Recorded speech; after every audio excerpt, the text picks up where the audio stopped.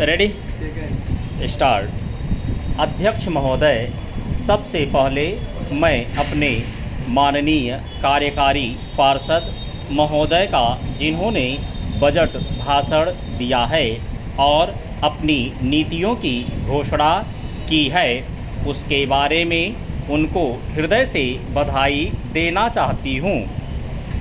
मैं यह नहीं कहती कि कोई क्रांतिकारी परिवर्तन लाना चाहता है यह बजट, लेकिन मैं यह भी देखती हूँ कि यह बजट जो है धीरे धीरे गति से समाजवाद की ओर बढ़ता जा रहा है। अपनी नीति के से यह भूतकाल और वर्तमान दोनों को एक कड़ी में मिलाकर हमें उज्ज्वल भविष्य की ओर ले जाता है, ऐसा मुझे कहना है। इस भाषण को पढ़ने से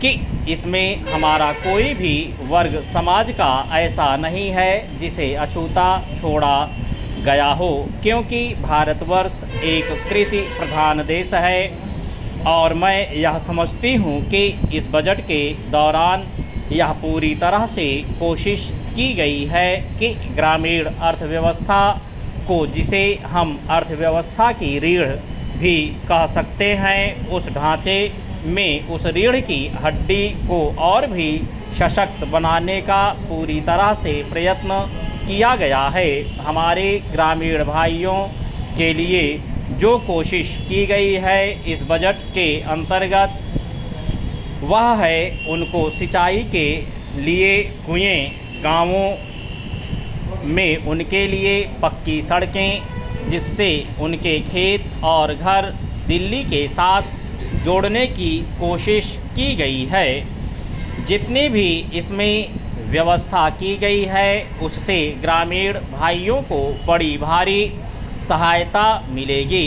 उसके अतिरिक्त ग्रामोद्योग के द्वारा जो रोजगारी का प्रबंध किया गया है उससे भी ग्रामीण अर्थव्यवस्था को एक बहुत बड़ी सहायता मिलेगी। मैं इनका ध्यान इस ओर दिलाना चाहती हूँ कि जहाँ तक शिक्षा का संबंध है, इस बजट में कोई विशेष प्रावधान नहीं किया गया है। मैं यह नहीं कहती कि शिक्षा के दौरान ज़्यादा स्कूल न खोले जाएं, पर हमारी यह नीति होनी चाहिए कि भले ही स्कूल थोड़े खोले जाएं, पर सबसे बड़ी आवश्यकता इस बात की है कि शिक्षा की नीति में परिवर्तन की ज़्यादा आवश्यकता है, क्योंकि हम प्रजातंत्र में रहते हैं। प्रजातंत्र को अगर हमें सफल बनाना है तो सबसे पहले हमें ऐसे नागरिक चाहिए जिन्हें अपने अधिकारों और अपने कर्तव्यों का भली भांति ज्ञान हो। शिक्षा की वर्तमान नीति से हम अपने अधिकारों के प्रति ज़्यादा सजग होंगे और कर्तव्यों के प्रति बिल्कुल सजग नहीं होंगे।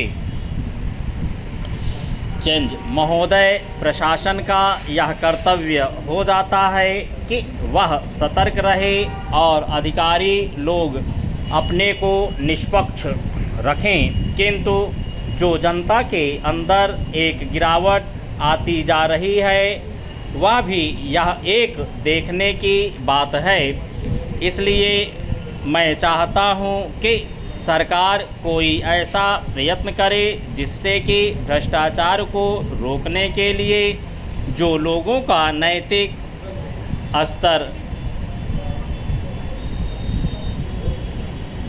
ऊंचा होना आवश्यक है उसको ऊंचा किया जा सके। उसके लिए जो भी वह कर सके करे। मुझे कहना तो बहुत कुछ था, लेकिन चूँकि मेरा समय समाप्त हो गया है, मैं अब और कुछ नहीं कहूँगा।